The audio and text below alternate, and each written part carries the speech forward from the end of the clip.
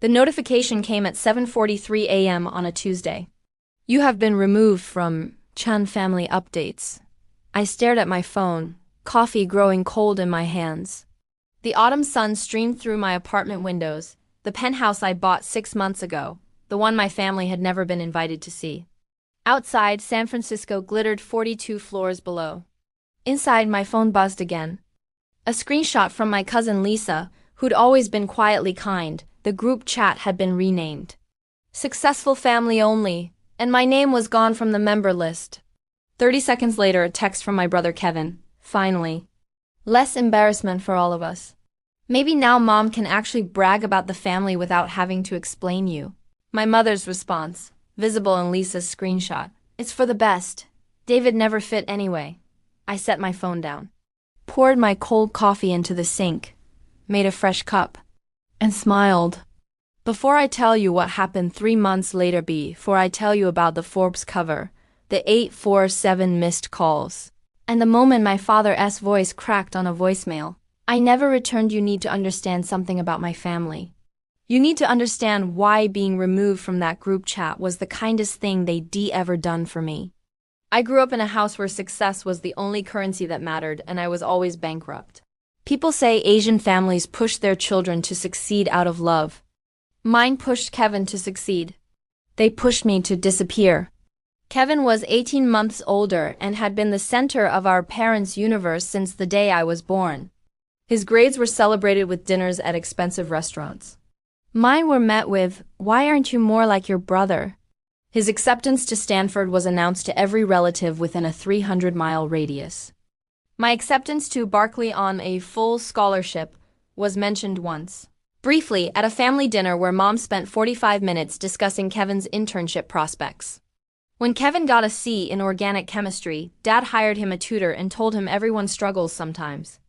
When I got a B+ in calculus, Mom said I was clearly not as naturally gifted and maybe I should consider more realistic career paths. The pattern was set before I understood what patterns were. Kevin went to Stanford, then Stanford Business School. Then a comfortable middle management position at a tech company our uncle partly owned. He made $180,000 a year, drove a Tesla, and posted Instagram photos of himself at conferences where he handed out business cards to people who would never call him. I went to Berkeley, dropped out junior year to build a software company in my dorm room, and spent the next 6 years being called the failure at every family gathering. Such a waste, Mom would say, shaking her head. All that potential. If only he'd finished his degree like Kevin. He'll come crawling back, Dad would add. They always do. These entrepreneur types think they're special until they're 35 and broke. What they didn't know, what I deliberately never told them, was that my company had been acquired 2 years ago for $43 million. What they didn't know was that I'd immediately started a second company, and then a third. What they didn't know was that I'd been featured in TechCrunch, Wired, and Business Insider under a name they never bothered to Google because they already decided I was worthless. My therapist, Dr. Okonkwo, had asked me once why I kept it secret. Because I wanted to see, I'd told her. I wanted to know if they'd ever ask. If they'd ever care about me instead of my achievements. 6 years, not once. You're not being paranoid, she'd said. You're being observant. And now you get to decide what to do with that information. The triggering event, the real one. Not the group chat removal happened 3 weeks before that Tuesday morning. It was my father's 65th birthday party. A catered affair at the family home in Palo Alto. The house ID helped pay off 2 years ago through an anonymous gift that my parents had credited to Kevin's smart investing. Fairy lights strung across the backyard. The smell of Mom's perfume Chanel No. 5. Always too heavy, impossible to breathe through mixing with catered dim sum and expensive wine. I'd brought a date. Priya, my girlfriend of 2 years who ran her own venture capital firm and had the kind of quiet confidence that made my mother nervous. We'd arrived together, her hand warm in mine. The night started with the usual routine. Kevin holding court near the bar, talking loudly about a deal he'd spearheaded at work. Mom introducing him to every guest as my son, the Stanford MBA, the tech executive. Dad beaming. I was introduced once. And this is David, he's... Finding himself, Priya's hand tightened on mine. She knew. She'd heard the stories. But hearing and seeing are different things. An hour into the party, I approached my mother. "Happy birthday, Dad," I said, handing him an envelope, a card with a check for $10,000 inside. Because despite everything, he was still my father. "I hope this year brings you peace." Dad took the envelope without opening it. "Thank you," he said, already looking past me toward Kevin. Mom leaned in, her perfume filling my lungs. "David, sweetheart, we need to discuss something." Her smile was rehearsed, like rearranging napkins. "The family photo. We're taking it in 20 minutes. Okay. We thought ... quote. She glanced at Dad. "We thought it might be nice if it was just the immediate successful family this year. You understand, for the Christmas cards. Kevin just got that promotion, and we want the photo to reflect. You want me out of the family photo. Don't be dramatic." Her smile tightened. "It's just for the cards. You can be in the casual photos." Kevin appeared at her elbow, champagne in hand. "Relax, David, it's not that deep. You'd just bring down the aesthetic anyway," he laughed. "No offense." I looked at my mother. At my father, who was suddenly very interested in his wine glass. At Kevin, who was already raising his phone to capture the moment. "None taken," I said calmly. Priya's thumb brushed my wrist, grounding, certain. We left 20 minutes later before the photo was taken. I didn't say goodbye. 3 weeks after that, I was removed from the group chat, and 3 months after that, Forbes called. The interview request had come through my publicist. My third company, Neural Path AI, had just closed a $280 million Series C round, and the tech press was paying attention. Forbes wanted a cover story. 30 under 30 success story, the dropout who built an empire. I'd said yes. And I'd made one specific request. I wanted the story to run on December 15th, the day of the annual Chun family Christmas party. The morning the issue dropped, I was in my office corner suite, floor-to-ceiling windows. A view of the Bay Bridge that still made me catch my breath sometimes.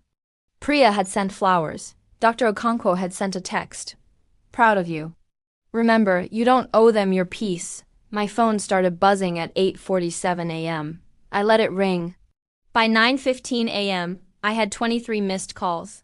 12 from Mom, 6 from Dad, 5 from Kevin. By noon, 89 missed calls. The voicemails had started. "Mom," voice tight. "David, call me back. We need to talk about this Forbes thing. Why didn't you tell us?" "This is humiliating." Dad, gruff. "Your mother is very upset. You should have warned us." "People are asking questions." Kevin, desperate. Bro, what the hell? $280 million? Call me back.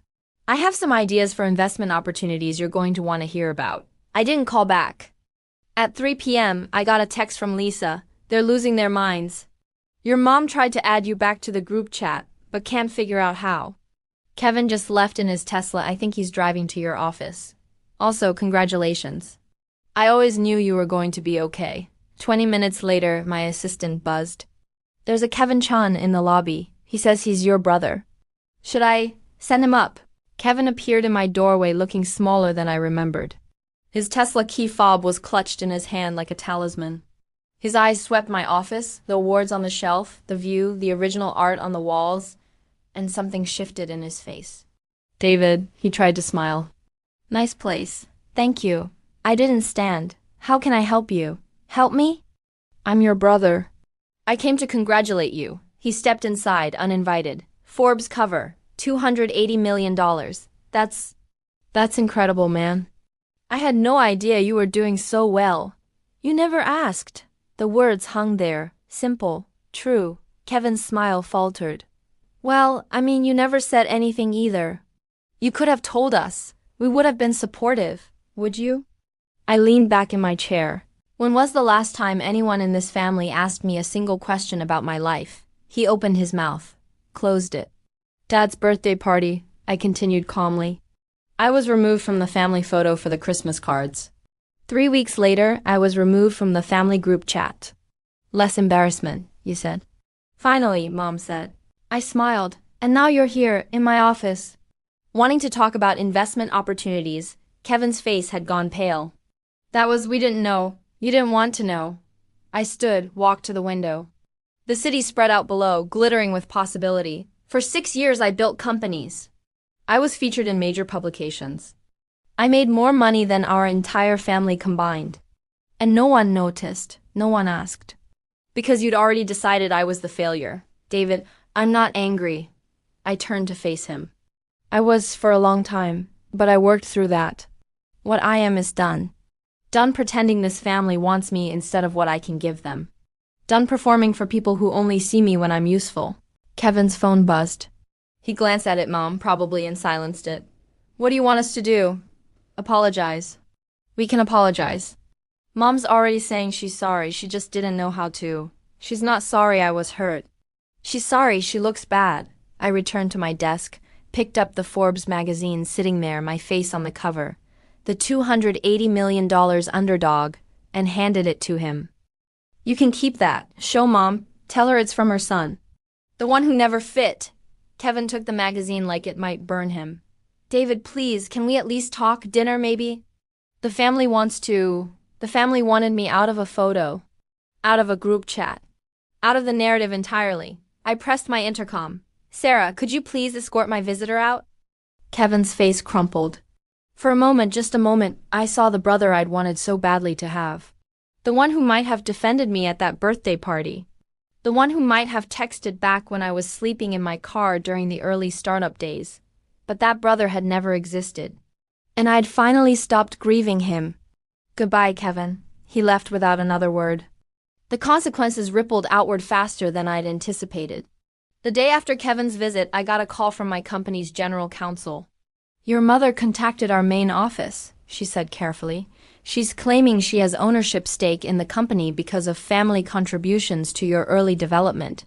She wants to schedule a meeting, I laughed. Dry and low. She's never contributed $1 to anything I've built. I figured. I've drafted a cease and desist. Do you want me to send it? Please. 3 days later I learned Kevin had quit his job. Through Lisa's increasingly frequent updates, I pieced together what had happened. He'd gone to his bosses at the tech company. Leveraged our family connection. My brother's the neural path guy. I can get us a meeting, and been told to either produce results or stop making promises he couldn't keep. He'd chosen to quit instead. Announced on LinkedIn that he was pursuing entrepreneurial opportunities and excited to leverage family synergies in the AI space. He'd also started calling my investors directly, dropping my name, trying to schedule meetings. My head of investor relations shut that down within 48 hours.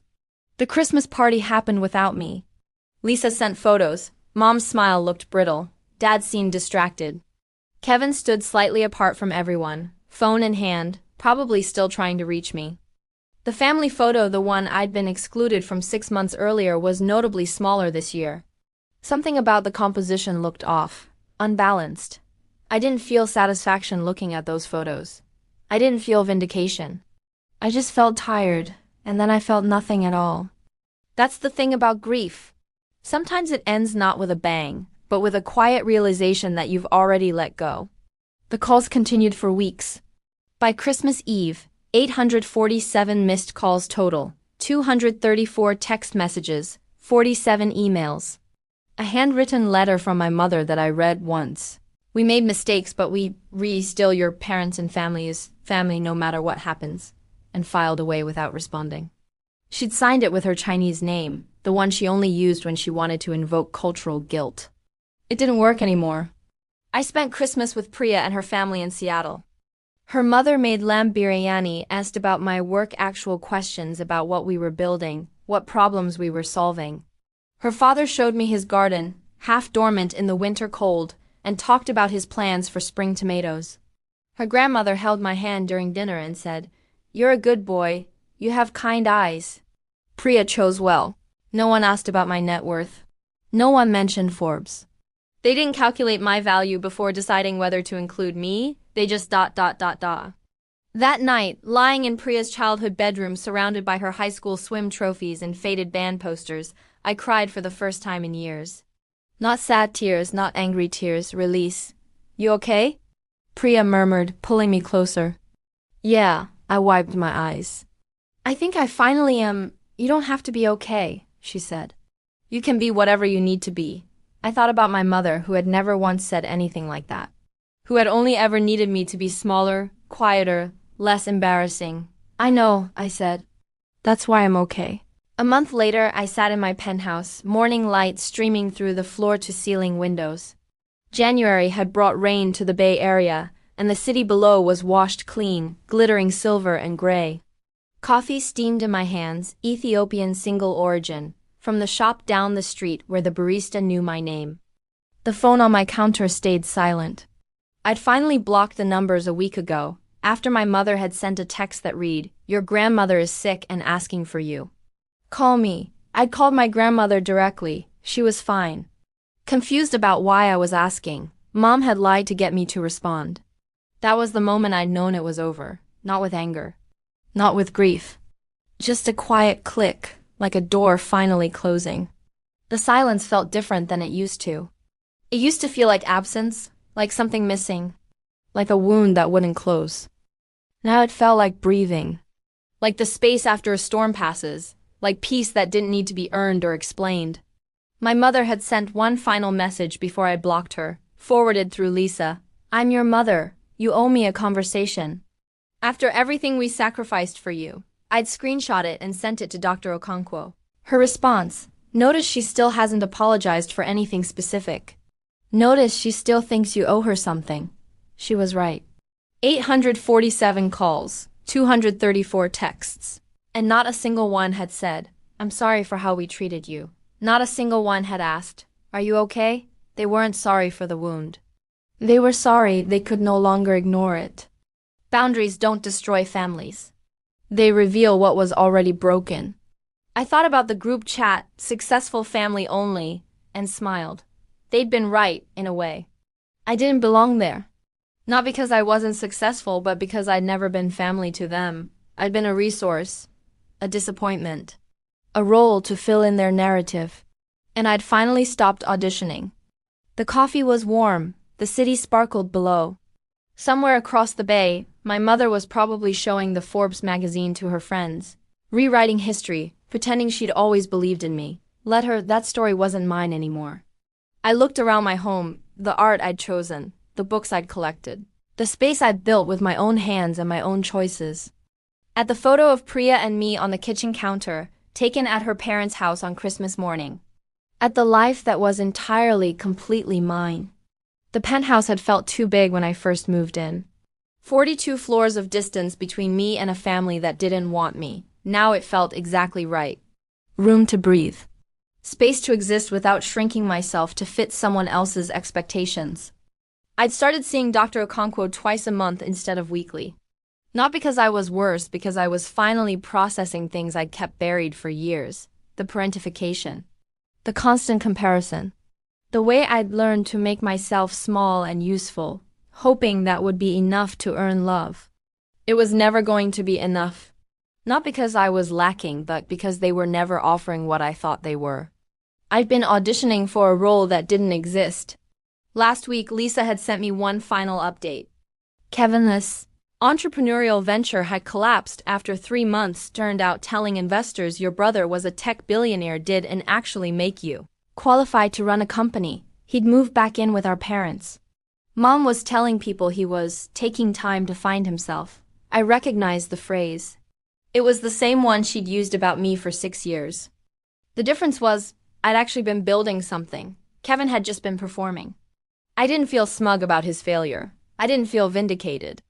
I just felt a quiet sadness for the brother. I'd never had the one who might have called to say congratulations without ulterior motives, who might have shown up for me the way I'd always wanted to show up for him. But that brother was a fantasy.